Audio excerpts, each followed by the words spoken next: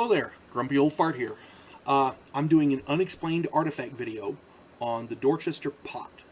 And if you've never heard of this, you're going to like this. On June 7th, 1851, a very interesting article appeared in the Scientific American.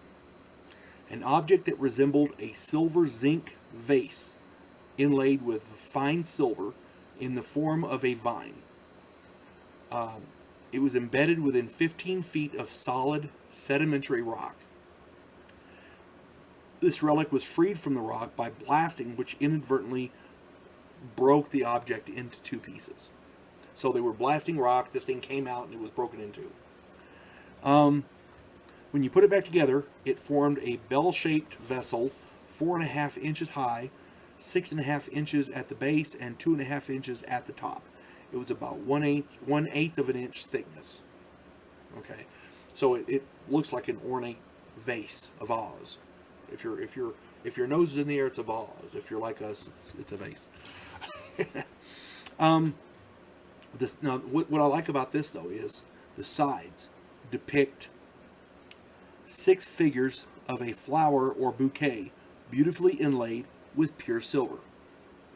Around the lower part is inlaid a vine or a wreath, also in silver.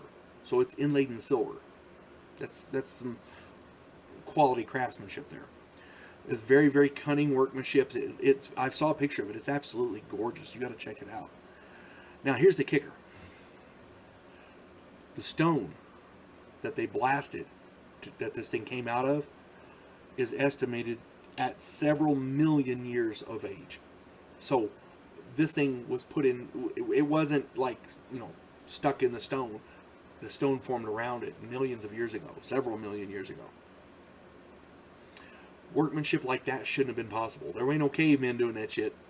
Okay? I mean, this is some serious stuff at this point.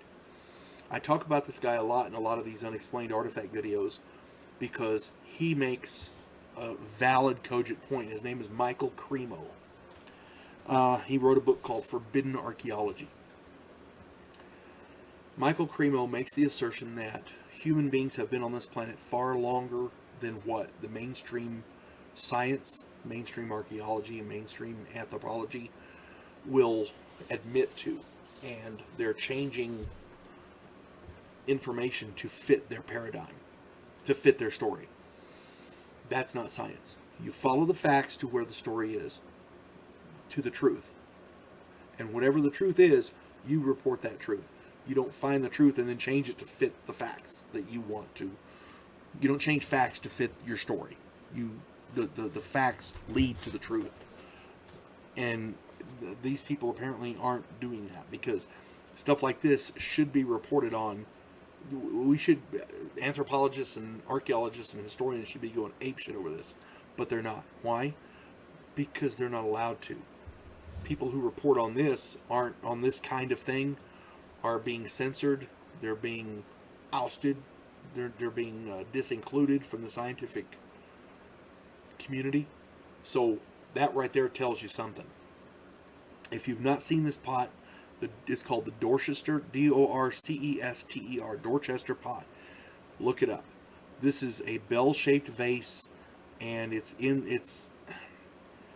inlaid with silver, and it's gorgeous. You got to see it. It's beautiful. The workmanship on this, if the theory behind the rock, the dating holds, this thing was made several million years ago, and that shouldn't be possible. So it's an unexplained artifact. It's an artifact that we have no explanation for unless you discount the mainstream theory. You folks have a good day. God bless one and all.